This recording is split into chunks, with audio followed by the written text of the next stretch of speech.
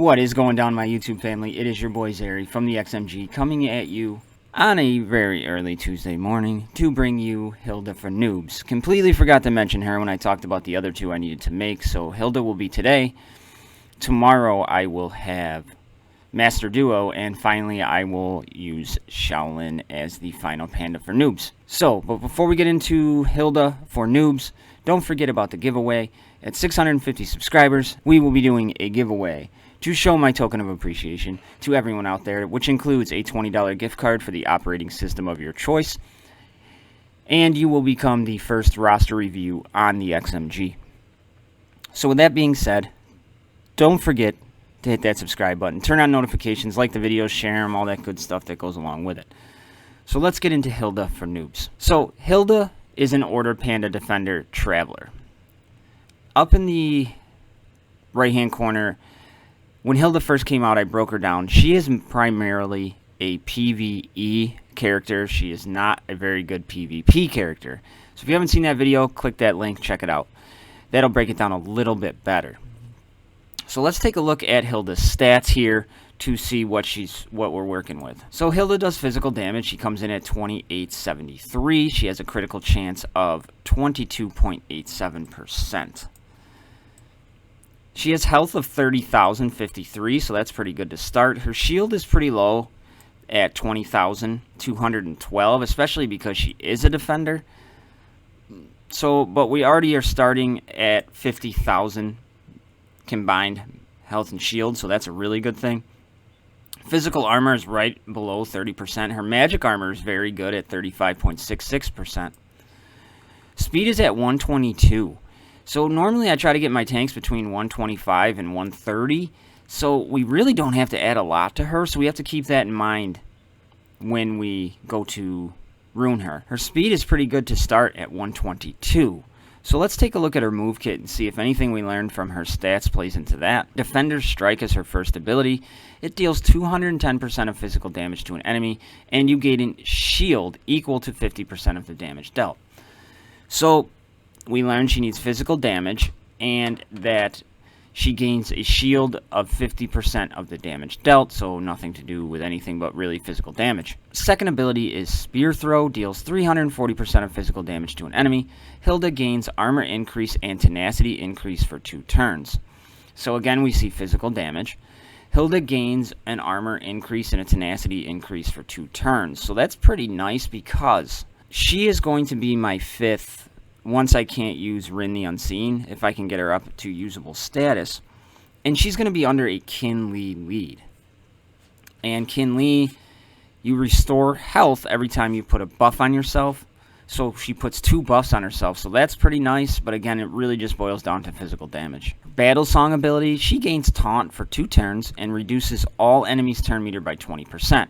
If Snorri is one of the allies, they both gain damage increase for 2 turns. And then her passive ability is she increases her maximum shield size by 15,000. So what did we learn from Hilda?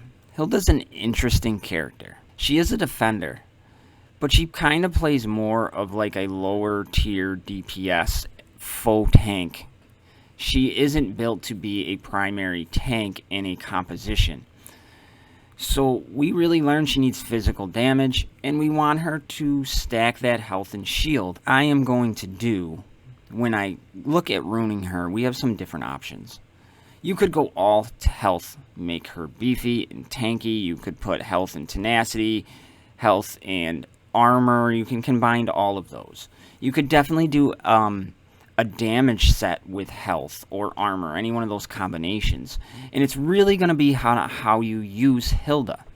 Now, for the composition I am building, I want her to be that second, like, faux tank, which is really where I think you should think her role should be in the Panda faction.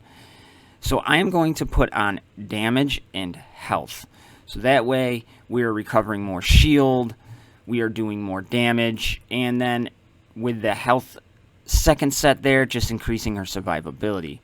And what I'm going to be looking for in the secondary stats is I'm going to be looking for speed, because I want her to be a little bit faster than like the Kinli Not by much. Maybe hopefully get her to like 130, 135. Nothing insane. I'm going to be looking for damage and really anything survivability.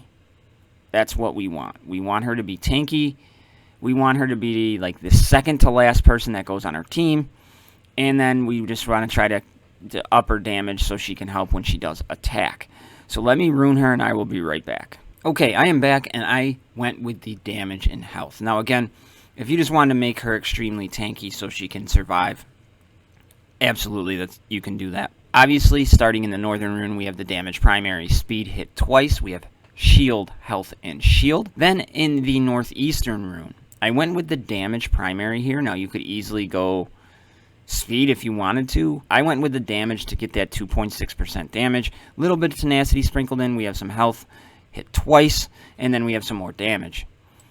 In the southeastern rune, obviously we have armor as the primary, but I went with damage, health, and more damage. Then in the southern rune, I again went for damage.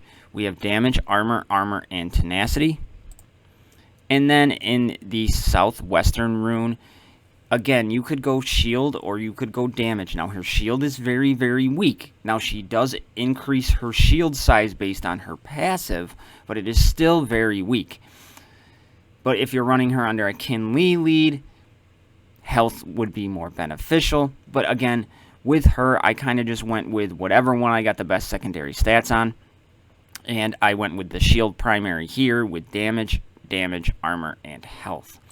Now, in the northwestern rune, you could go damage here again, but I decided since we didn't do the health here in the southwestern rune, in the northwestern rune, I went for health at 2.6%, then some damage, shield, a couple little more speed, and some armor. So let's take a look and see if this build actually did anything based on her stats. Okay, we brought up her physical damage, 783, bringing it to 3656. That's pretty decent. I'm really happy with what we did there. Her critical chance I didn't care about, so we left that right at 22%. We brought up her health, almost 4,800, bringing it to 34,852. Brought up her physical armor almost 3% to 32.2%, and her magic armor we brought up 3.5% to 39.22%. We brought up her shield 2,759, bringing it to 22,971. So the health and shield combination, what we're looking at now, is about 57,000. So all in all, we've added, almost 8,000 between the health and shield combination. We brought up her speed 7 to 129, and I was shooting for the 130, 135, just a little bit faster than Kinley, but not by much. So I got that accomplished. Potency, we didn't put anything on, and she really does not need it in her kit, so that is okay. And tenacity, we brought up 2.08% to 29.08%. Now, so how are we going to scroll sync Hilda? Now, remember, we have all of the abilities at level 2.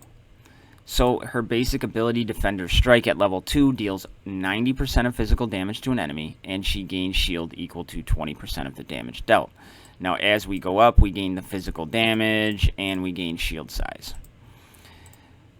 Ability 2, her Spear Throw, deals 140% of physical damage to an enemy. At level 3, we gain the armor increase. At level 4, we gain the tenacity increase, and then we add more physical damage and the duration of both effects as we move up. Battle Song, at level 2, she gains Taunt for 2 turns and reduces all enemies' turn meter by 5%. And then we gain turn meter reduction, and then we add the ability with Snorri.